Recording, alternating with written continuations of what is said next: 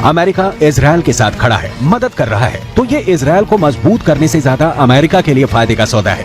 मध्य पूर्व में खेले गए खूनी खेल के बारे में इसलिए कहा जा रहा है क्योंकि इसमें 3 देशों की हिस्सेदारी है।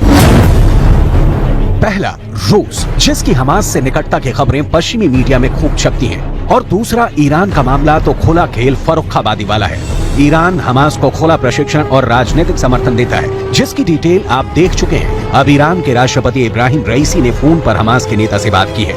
तीसरा देश है चीन, जिसके लिए कहा जा रहा है कि हो सकता है चीन ने हमास को हमले की तकनीक बताई है। अमेरिका के कट्टर दुश्मन इन 3 देशों को एक साथ सबक सिखाने का जो बाइडेन के पास अच्छा मौका है। इजरायल की पिच पर अमेरिका की अब की बैटिंग बहुत अच्छी रही है, लेकिन अब की बार इजरायल ज्यादा मुश्किल में है क्योंकि रूस, ईरान और चीन तीनों मिलकर मध्य पूर्व में बड़ा खेल खेल रहे हैं। और कहा तो ये भी जा रहा है कि इसमें तुर्की भी शामिल है। तुर्की ने पिछले महीने में हमास को हथियारों की सप्लाई की थी, लेकिन इजरायल ने इसे रोक लिया था। हालांकि इस खबर की पुष्टि नहीं की जा सकती, लेकिन इतना तो फिलहाल तय दिख रहा है कि ये तीनों देश बहुत एक्टिव हैं। चीन ने जो सबसे ताजा बयान दिया है वो देखिए। शांति प्रक्रिया को लंबे समय तक लटका कर नहीं रखा जा सकता। संघर्ष को समाप्त करने का मूल रास्ता 2 राष्ट्र समाधान को लागू करना और एक स्वतंत्र फिलिस्तीन राष्ट्र की स्थापना करना है। मतलब चीन का कहना है कि ऐसे संघर्ष को तभी समाप्त किया जा सकता है जब शांति प्रक्रिया पर अमल हो, और कि शांति आएगी कैसे, तो चीन ने इसके लिए फिलिस्तीन को स्वतंत्र राष्ट्र घोषित कर देने की बात कही है। चीन यहाँ भी इजरायल के हितों और अमेरिका की चाहतों के बीच दीवार बनकर खड़ा है। इजरायल फिलिस्तीन के एक बड़े हिस्से को अपना बताता रहा है। इसे लेकर लंबे समय से दोनों देशों के बीच संघर्ष चलता रहा है। लिहाजा चीन की फिलिस्तीन को स्वतंत्र देश बनाने वाली शांति इजरायल के किसी काम की नहीं है।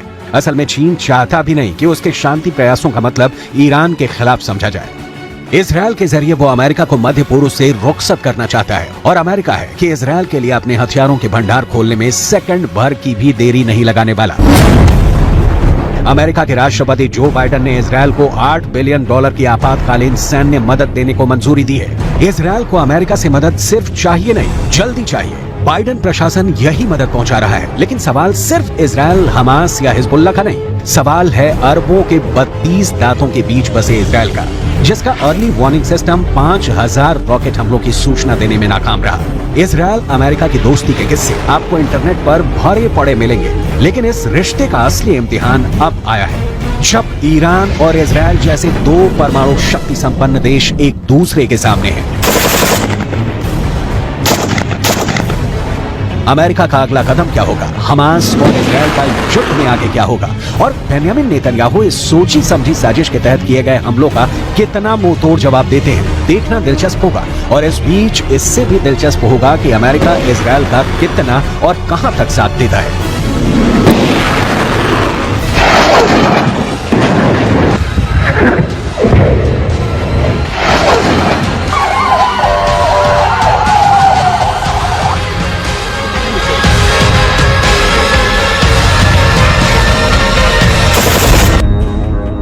मिस्र, तुर्की, कतर, सऊदी अरब, जॉर्डन, ओमान, संयुक्त अरब अमीरात।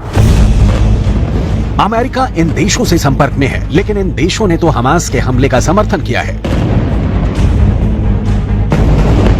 ये देश एक सुर में इजरायल की निंदा कर रहे हैं। इजरायल से इन देशों का अलग अलग समय पर अलग अलग मुद्दों को लेकर तनाव रहा है। ये सारे देश इजरायल से बदला लेने की फिराक में रहते हैं, और हमास के हमले के बाद इन देशों को इजरायल से बदला लेने का मौका मिल गया है। लिहाजा अमेरिका इन देशों के संपर्क में रहकर बहुत बड़ा कुछ कर पाएगा, इसकी उम्मीद नहीं ही करनी चाहिए। ऐसे में सवाल है कि अमेरिका इजरायल को किस तरह से मदद पहुंचा रहा है। इसकी डिटेल आपको दिखाएंगे, लेकिन उसके पहले वो देखिए जिसे लेकर कहा जा रहा है कि इस युद्ध के लिए जो बाइडेन ही जिम्मेदार है। कहा जा रहा है कि जो बाइडेन ने कैदियों की अदला बदली के साथ ही ईरान के लिए जो $6 अरब का फंड दिया, उसी ने इजरायल पर हमास के हमले का रास्ता खोल दिया। ईरान हमास और हिजबुल्लाह का समर्थन पैसा, ट्रेनिंग और शरण देकर करता है। ईरान के बिना इजरायल पर हमले की हिम्मत और कुव्वत हमास में कतई नहीं है। लिहाजा अमेरिका में सवाल पूछा जा रहा है। फ्लोरिडा के गवर्नर रॉन डेसेंटिस को सुनिए। ईरान ने इजरायल के खिलाफ इस युद्ध में फंडिंग में मदद की है, और जो बाइडेन की नीतियों ने ईरान के खजाने को भर दिया है।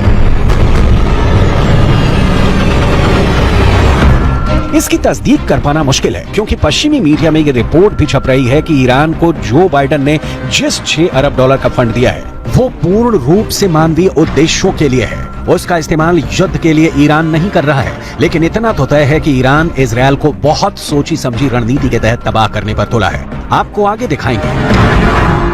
अमेरिका के राष्ट्रपति जो बाइडेन ने इजरायल के प्रधानमंत्री बेंजामिन नेतन्याहू को फोन पर क्या कहा, लेकिन उसके पहले सुनियोजित तरीके से इजरायल पर हमले की रची गई साजिश की डिटेल देखना जरूरी है, क्योंकि हमास के हमले की टाइमिंग सीधा इशारा कर रही है कि इजरायल पर पिछले 50 सालों में सबसे बड़े हमले की प्लानिंग फिलिस्तीन ने नहीं, ईरान में रची गई।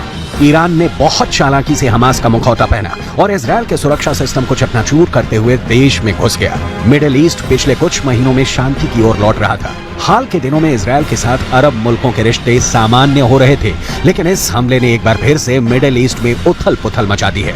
जिस गुटबाजी के खत्म होने के आसार नजर आ रहे थे वो अब फिर से मजबूत हुई है। इजरायल से अरब देशों के रिश्तों के नए चैप्टर से ही ईरान आग बबूला है। शांति स्थापित होती तो फिर फिलिस्तीन के लिए आवाज उठाने वाला कोई नहीं बचता। ऊपर से ऐसा होने पर ईरान को भी घाटा था, क्योंकि वो मध्य पूर्व में अलग थलग पड़ जाता। यही वजह है कि हमास के हमले के बाद उसके समर्थन में आवाज उठाने वाले पहले मुल्कों में ईरान शामिल रहा है। रॉयटर्स की रिपोर्ट के मुताबिक अमेरिका, सऊदी अरब और इजरायल के बीच रिश्ते सामान्य करवाने में जुटा है। इसके बदले में सऊदी अरब को अमेरिका के साथ एक रक्षा समझौता करने का मौका मिलता। ऐसा होने पर सऊदी अरब और ईरान के बीच सुलह के दरवाजे भी बंद हो जाते, क्योंकि तेहरान वाशिंगटन के खिलाफ रहा है। अगस्त में ही सऊदी अरब के क्राउन प्रिंस मोहम्मद बिन सलमान ने ईरानी विदेश मंत्री से मुलाकात की थी। सऊदी अरब अगर इजरायल के करीब जाता है तो इससे ईरान संग उसके सुधर रहे रिश्ते पटरी से उतर जाते। साथ ही साथ फिलिस्तीन का मुद्दा भी ठंडे बस्ते में चला जाता। ईरान फिलिस्तीन का कट्टर समर्थक रहा है, लिहाजा इजरायल सऊदी अरब की दोस्ती होती तो हमास और फिलिस्तीन चरमपंथी समूह का अस्तित्व ही संकट में पड़ जाता। ऐसा किसी भी हालत में नहीं होने देना चाहता। माना जा रहा है कि इसी के चलते हमास ने इजरायल को निशाना बनाया, ताकि फिर से फिलिस्तीन के लिए आवाज बुलंद हो सके। लेकिन मुद्दा सिर्फ फिलिस्तीन नहीं है, मुद्दा पूरा मध्य पूर्व है, जहां चीन का भी इंटरेस्ट है और अमेरिका मध्य पूर्व में बढ़ते चीन के प्रभाव से भी आशंकित है। लिहाजा अमेरिका इजरायल पर हुए हमास के हमले का करारा जवाब जरूर देगा, क्योंकि ये मैसेज चीन को भी होगा कि अमेरिका ही एकमात्र देश है जो मध्य पूर्व में शांति स्थापित कर सकता है। ऐसा क्यों है, पहले वो समझते हैं, उसके बाद दिखाएंगे। अमेरिका से इजरायल को भेजी गई मदद की सबसे बड़ी खेप की डिटेल क्या है? चीन ने इस साल मिडिल ईस्ट में अपनी कूटनीति को आगे बढ़ाया है। सऊदी अरब और ईरान के बीच मध्यस्थता की और दोनों देशों के बीच रिश्तों की नई शुरुआत कराई।